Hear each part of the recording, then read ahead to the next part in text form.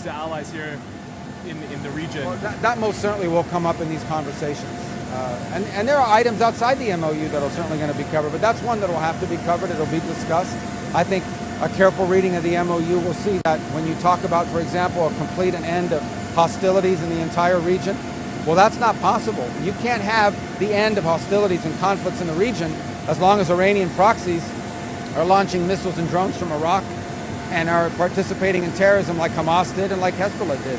So I do think it's covered by the MOU, and it is an issue that will be gotten to at the appropriate time in these negotiations.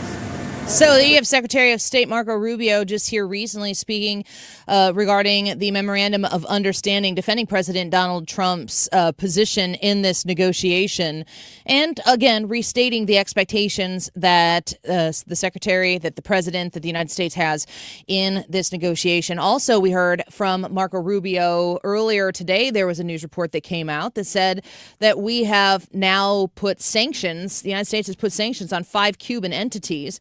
Both of these stories simultaneously happening at the same time and more, which is why we go to our friend Senator Jim Talent, former United States Senator from Missouri, as well as Congressman, Chairman of the Reagan Institute's National Leadership Council. Senator, thanks for being with us again today. It is always a pleasure, Annie. Thank you. So, I think the last time we spoke at the end of last week, I said, what's the likelihood that the next time we speak, we're bombing each other again? It looked like the weekend was a little bit rocky, but I guess at this point we've been holding our breath for long enough to go, okay, maybe we're onto something here. What are your thoughts? Oh, I don't know that we're onto something. I kind of think that eventually we're going to get back to military action. Again, the context is because of the military action, Iran's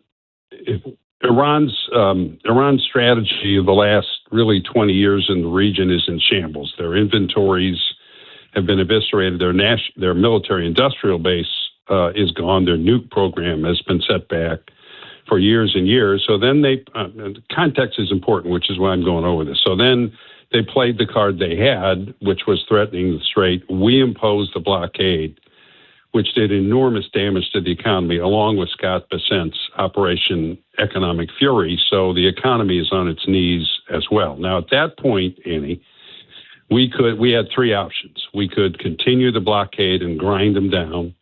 We could open up the strait, force the strait open using naval power, or we could give them a diplomatic opportunity. That's what the president has decided to do.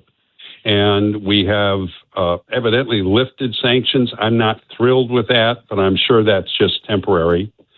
I wish I could tell you I thought that these negotiations were going to result in the Iranians agreeing to our demands, but I don't think it's going to. And I think at that point, we're either going to reimpose the blockade or more likely go back to forcing the strait, which is what I wanted to do all along. So there's a part of me that egotistically wants to see us do that so I can say I was right all along. But of course, it would be better if we are able to get an agreement. But I just don't think this regime is capable of that. I just don't think it's in their DNA to do it. So barring a collapse of the regime, which is possible because the economy is in shambles, I think we're eventually going to end up with some kind of military action again. Senator Talent, I'm curious. I know gas prices tend to be the main driver of domestic politics here. But on a global scale, the initial criticism towards President Trump was, I thought it was no new wars. And here you are doing exactly what you said you wouldn't do. President Trump said, this isn't a new war. This is an incredibly old war, and I'd like to end it. I'm wondering if one of the criticisms towards President Trump always has been, with very little merit, is that the world hates him. We don't have any friends left. He's ruined all of our allyships.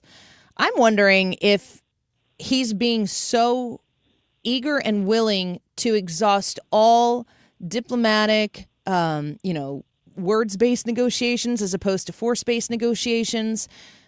I mean, could you look at this president and what he's doing right now and still think of him as a warmonger? No. I mean, I don't want to say it's a problem here, but I think one of the reasons we've gone back to diplomacy is the president is notoriously unwilling or reluctant to use American military power. He's also very confident of his abilities in diplomacy. And as he said a number of times, we have the leverage in this, which means that diplomacy ought to have a real opportunity. I think the reasons he went to the diplomatic route with this is I think our allies, and we do have this idea that we don't have allies. We actually have more allies and partners in the world than we did 2 years ago, in Asia, in Latin America, in Eastern Europe. The only countries that don't like us are the Western Europeans because they never have. I mean, the idea that this is new with Trump, I mean, they've always been criticizing us. But I think we were hearing from our Asian allies, in particular Japan and India, they are much more dependent on this oil than we are. As a matter of fact, we're really not dependent on it. The only reason we're affected is because it's affected the world price. It's a world oil market. I also think he was hearing from the Saudis that they wanted a pause. They did not want to return to military action because they're worried that a lucky hit might get one of their critical infrastructure. So we decided to give diplomacy an opportunity. We will see. I mean, what I'm uncomfortable about, and I've said this to you before on the show, is I don't like giving them economic relief. I think if you were realistically going to pursue diplomacy, you had to do that in the short term. But I do not want that to continue in the long term unless they meet our demands. And I'm pretty confident it won't. I think we'll reimpose these sanctions at the latest in 60 days and quite possibly before. We're speaking with Senator Jim Talent here on the Annie Frey Show. You talked about the fact that we actually have more allies right now. It seems to me that President Trump has been willing to do what nobody else was willing to do, but that many other countries and people really have wanted to have happen. President Trump was willing to actually do it and put action behind some political speak about, yes, Iran bad, nuclear bad. He's willing to do something about it. Do you feel as though the negotiations that are taking place right now, you've mentioned multiple times on our show, I think it was Saudi Arabia, is worried about that random missile that ends up hitting something very important to them. Is President Trump leaning in more in these Iran negotiations to the participation now and the participation in the future of other countries helping police what takes place in Iran so that initial burden, that maybe first line of defense burden, isn't on the United States, but their actual neighbors there in the Middle East?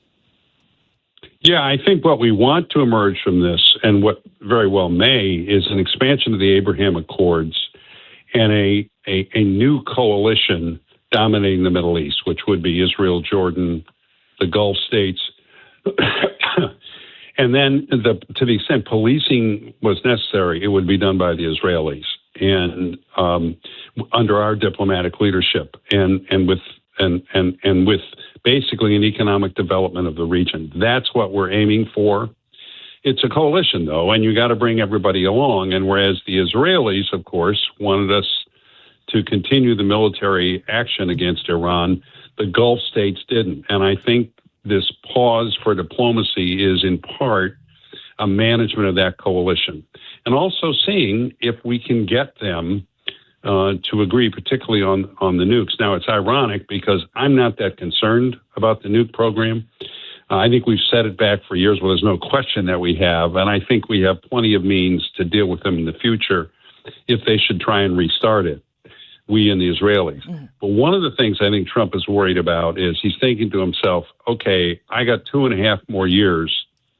My predecessors kicked this can down the road, and my successors may do the same thing. I want to get rid of this program while I have an opportunity. Yeah, take it all away. I definitely think that that's motivating him. I think it's one of the reasons he's focused so strongly on it. Senator Talent, you said that your concern here isn't the nuclear program in Iran where it is right now. Were you concerned about it? Did you have the same level of concern before President Trump took these actions?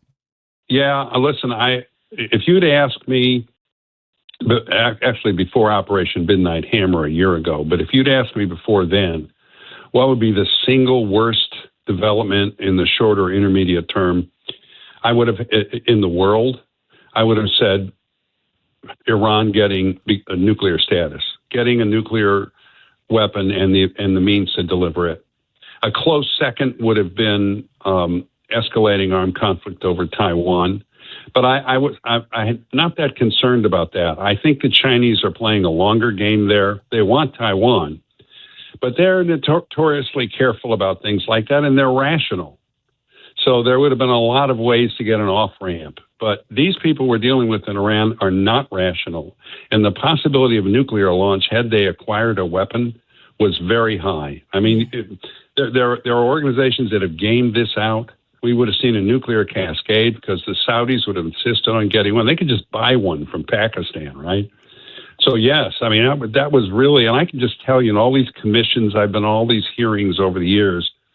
I mean, when you sit down and talk with responsible people from the national security community, that's just absolutely the worst thing. And so it's hard for me to view almost anything that happens now, given that we've been relieved of that nightmare, at least for a good long time. It's hard for me to see almost anything happening here as a negative in terms of the overall effort. I'm really pleased we've done what we've done the last 5 months. Senator Talent, before we have to let you go, I've run a little bit long here, but I do want to ask you about Cuba.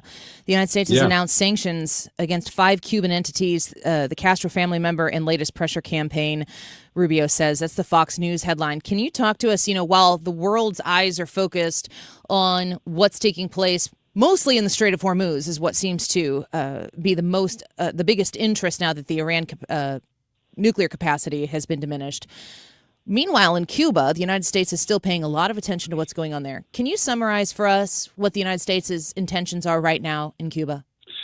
Yeah, and I don't want to go on. I don't want to keep from going to a break or something. Let me just add one more thing about Hormuz. Sure. The other reason is it's a wasting asset for the Iranians. Within a couple of years, it's not going to matter anywhere near as much because all these producers are busy building pipelines and other means of getting product to market, and all the customers in Asia are shifting their supply chains. Many of them, those chains are going to end in the United States, so that the world's just going to be less dependent on this, and it just won't matter what the Iranians threaten, assuming the regime's still in control. Well, as regards Latin America, if you go read the national security strategy, getting adversaries out of the Western Hemisphere is the first thing, as I recall, listed as a vital national interest of the United States. Hence what we did in Panama right at the beginning of the administration. What we've done in Venezuela, we have repurposed, or I think what do you call it, realigned that leadership, reconfigured that so that they're playing ball with us. We're working with allies all throughout Latin America and gaining more of them, you'll notice, in these elections. And we're pressuring Cuba, and Cuba has no leverage whatsoever. I mean, the lights are on in Havana about 3 hours a day. I mean, they're basically out of fuel, and I think we're just determined to get that regime to knuckle under or to change it. And so we're going to use the economic tools to achieve that. And as we've shown with Iran, we have very powerful economic tools. So this is all part of that. We're walking and chewing gum at the same time around the world, and you're seeing that in Cuba now. Yeah, absolutely. Well, we always have much more to talk about with you, so we look forward to having you back soon. Senator Talent, thank you once again for sharing some of your afternoon with us. Okay, thank you, Annie. Take care. Bye-bye. Senator Jim Talent, former United States Senator from Missouri and Congressman, chairman of the Reagan Institute's National Leadership Council, on X at Jim Talent.